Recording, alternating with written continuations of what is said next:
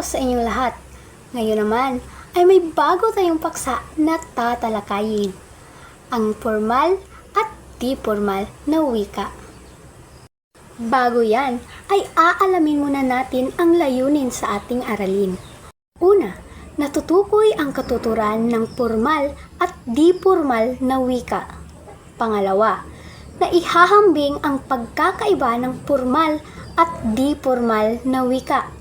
Pangatlo, nakasusulat ng isang refleksyon hinggil sa paksa. Manatiling nakasubaybay at matuto tayo! Umpisahan natin yan sa salitang formal.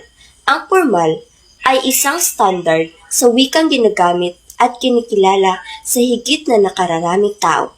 Dito rin nakahalimbawa ang pagkikipagtalastasan sa paaralan, sa gobyerno o sa opisyal na tao.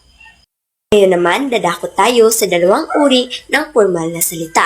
Una ay ang pambansa.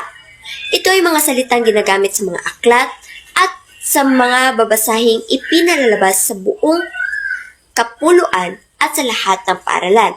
Halimbawa, kapatid, malaki, at katulong.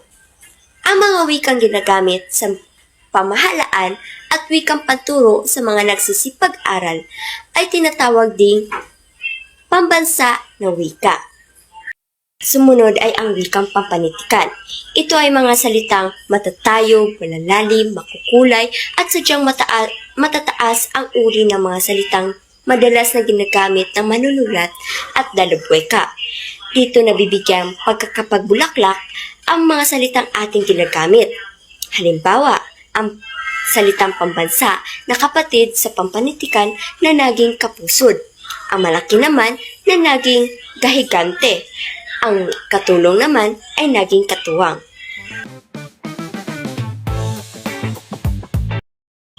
Di formal.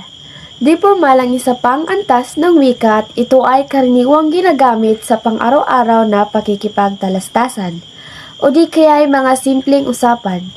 May tatlong uri ang di formal. Una ay ang lalawiganin. Ito ay mga salitang kilala at saklaw lamang ng pook na pinagagamitan nito at may kakaibang bigkas at tono. Ang lalawiganin ay tumutukoy sa mga salitang kilala at saklaw lamang ng pook o lugar ng pinanggagamitan nito. Susunod naman ay balbal. Noong una ay hindi tinatanggap ng mga matatanda at mga may pinag-aralan dahil hindi raw maganda pakinggan at kilala rin bilang salitang kanto o salitang kalye. Tulad ng tatay o ama, nanay o ina, security guard, sigarilyo, kotse, pulis, baliw at gutom. Ang tatay o ama ay nagiging erpat.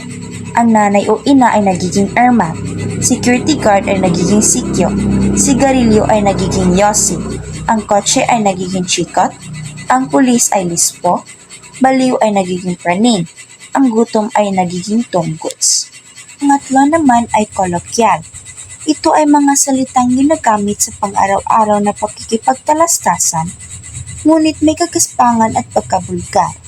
Pagkamat may anyong repenado at malinis ayon sa kung sino ang nagsasabi.